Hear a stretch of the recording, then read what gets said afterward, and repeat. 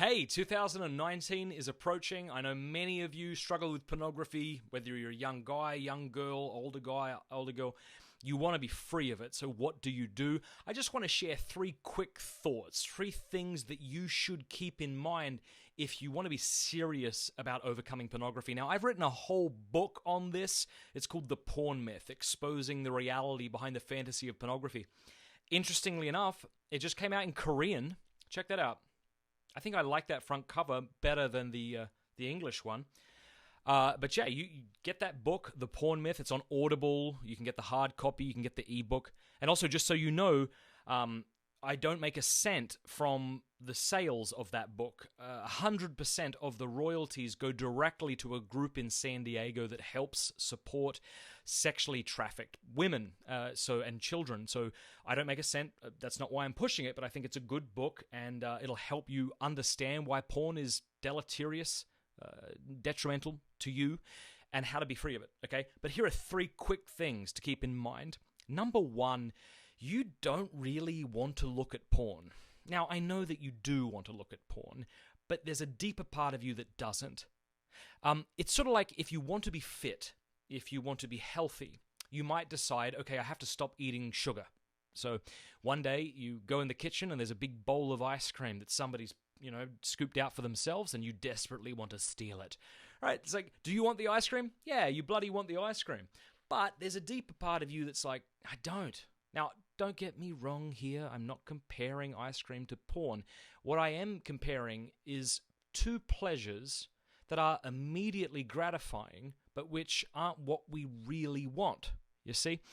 Like, if you're a husband, you probably don't want to be remembered as the guy who creeps away from his wife late at night to get a fix from your laptop, right? Like, I've had a woman say to me, she said, I don't want to have to keep vigilantly deleting my history file lest my daughter finds out I'm an addict. Like, we don't want to be these sorts of people, and it doesn't make us happy anyway, right? We've been made in the image and likeness of God, who is relationship, right? Pornography pulls us out of relationship and into isolation, can't make us happy. And it's never worked for you in the past, so even though in a trivial sense, a superficial sense, of course you want it, at a much deeper level, you really don't want to be this sort of person, right? Why do I share that? Because maybe that sounds obvious. I share that because there's a temptation that many of us face, and it goes something like this. If I had my way, I'd just look at porn all the time.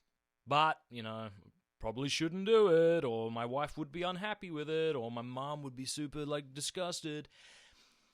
And that might be true, but I would challenge the idea that deep down you really want to be someone who looks at porn, right? It's just not true. Like, deep down you want to be somebody who loves well and who is a good person, and pornography isn't conducive to that. The second thing I would say is you need to be accountable to somebody. So if you're a young lady, you need to find a woman to be accountable to. If you're a young guy, or bloke as we say in Australia, you need to find another guy to be accountable to, all right? An accountability partner isn't somebody who calls you out on something you're ashamed of. An accountability partner is somebody who calls you up to be the sort of person that you want to be. Now, you might be thinking, well, how do I know who I can trust? You know who you can trust. You do. Right now, you know somebody you can trust, that you could share the stuff that you've been going through and say, would it be okay if we spoke on a regular basis about this? I really don't want to be this kind of person. Incidentally, I've had women come back to me and say, I went to my girlfriend, I told them I was struggling with this, I asked them if they would be my accountability partner, and you know what the friend said back to this girl? The friend said, you too? I thought I was the only one. And they both got a bit of freedom that day. So you need to be accountable. If you've heard me speak much, if you've read any of my writings, you know that I'm a big advocate of covenant eyes. For goodness sake, you cannot go another day without this bloody program. If you are somebody who struggles with pornography, go to covenanteyes.com and download the bloody program. It's really good. It's both filtering and accountability software. It'll block the bad stuff, and it'll send a report to your accountability partner so they know where you go online if you start going to places that you shouldn't. It's very sophisticated and very inexpensive.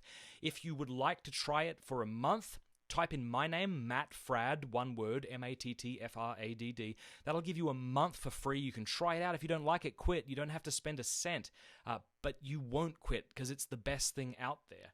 Quite honestly, though, I'm kind of tired of people complaining about how difficult it is to be free of porn when they don't have Covenant Eyes. To me, it's like someone saying, I want to run a marathon, but goodness, it's really hard. And I'm like, oh, that's cool, running a marathon, cool. So how often do you work out? Nah, I don't want to buy sneakers. I don't really work out. I want to look at them and be like, okay, you don't want to run a marathon. Just be bloody honest. If you want to be free of porn, if you want your kids to be free of porn, Covenant Eyes is just something you should bloody get. Stop looking at this YouTube video and get it for the love of God, quite honestly.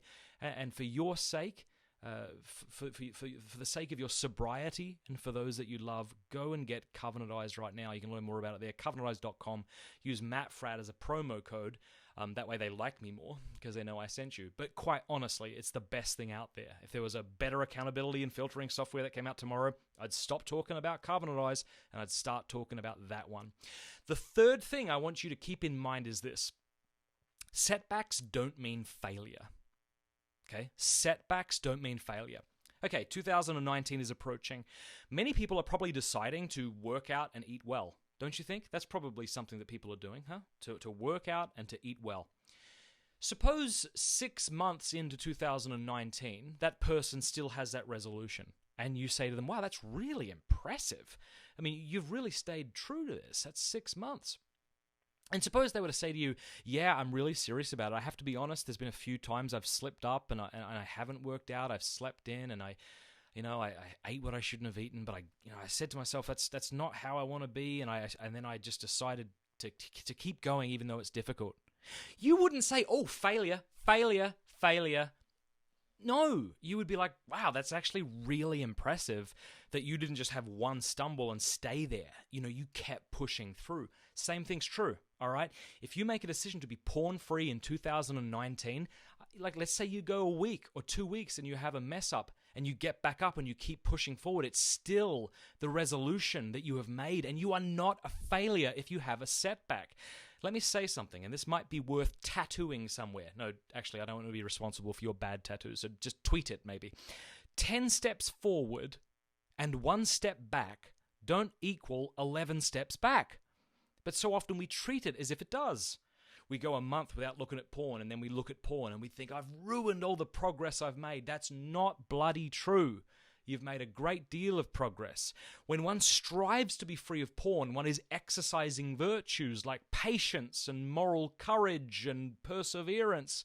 And these things aren't obliterated with one setback. Setbacks don't mean failures. All right? So those are just 3 things I would tell you to keep in mind. Number 1, you don't really want to look at porn and it can't make you happy. Number 2, you need to be accountable to somebody. And number 3, setbacks don't mean failures. If you want to get my book, The Porn Myth, I'll put a link down below. You can listen to it on Audible. But if you do listen to it on Audible, you won't get all the awesome footnotes that I've got in the book. There's about, I think 30 to 40 pages in the bibliography of citations from academic sources that you'll lack if you just listen to the audio book, but maybe you want to get both. I don't know. But anyway, I hope that's a help. Thank you so much for listening, and to all my Korean friends, enjoy. God bless you. Have a great new year.